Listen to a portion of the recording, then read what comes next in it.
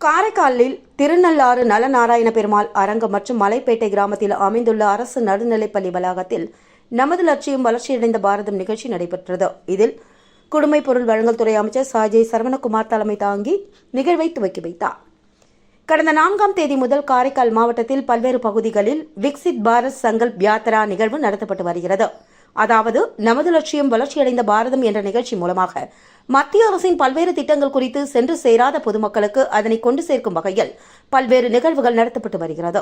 இந்நிலையில் குடிமைப் பொருள் வழங்கல் மற்றும் நுகர்வோர் விவகாரங்கள் துறை அமைச்சர் சாஜய் சரவணகுமார் தலைமையில் 3ஆம் நாள் நிகழ்வாக திருநள்ளாறு நலநாராயண பெருமாள் அரங்கம் மற்றும் மலைப்பேட்டை கிராமத்தில் அமைந்துள்ள அரசு நடுநிலைப்பள்ளி வளாகத்தில் இந்த நிகழ்ச்சி நடத்தப்பட்டது.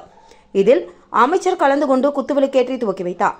மேலும் மத்திய அரசின் முக்கிய திட்டங்களான குழந்தைகள் மேம்பாட்டுத்துறையின் மூலமாக செயல்படுத்தப்படும் போஷன் அபியான் திட்டம் குறித்து ஸ்டால்கள் அமைக்கப்பட்டு குழந்தைகளுக்கு அளிக்கப்படும் சத்தான உணவுகள் குறித்து அந்த துறை அதிகாரிகள் மூலமாக பொதுமக்களுக்கு விளக்கம் அளிக்கப்பட்டது. மேலும் ஆயுஷ்மான் பாரத் அதாவது நலவழித்துறை மூலம் செயல்படுத்தப்படும் இந்த திட்டம் குறித்து அரங்குகள் அமைக்கப்பட்டு பொதுமக்களுக்கு மருத்துவ முகாம்கள் நடத்தப்பட்டது. இதில் மத்திய அரசின் பல்வேறு திட்டங்கள் குறித்து அந்தந்த துறை மூலமாக ஸ்டால்கள் அமைக்கப்பட்டு பொதுமக்கள் பயன்பெற்ற நிலையில் இதற்கு ஏற்பாடுகள் செய்யப்பட்டிருந்தது குறிப்பிடத்தக்கது. மேலும் பொதுமக்கள் இந்த திட்டத்தில் கலந்து கொண்டு பயன்பெற வேண்டும் என்றும் துறையின் அதிகாரிகள் பயனாளிகளை வலியுறுத்தினார்கள். குடிமைப் பொருள் வழங்கல் துறை அமைச்சர் இந்த திட்டத்தின் மூலம் ஆரோக்கியமான குழந்தைகளுக்கு பரிசுகளை வழங்கினார். மேலும் மத்திய அரசின் திட்டங்கள் குறித்து அமைச்சர், அதிகாரிகள், பொதுமக்கள் அனைவரும் உறுதிமொழி எடுத்துக் கொண்டனர். மேலும் இந்த திட்டங்கள் மூலம் பயன்பெற்ற பயனாளிகள் தங்கள் அனுபவங்களை விழா மேடையில் தெரிவித்தனர்.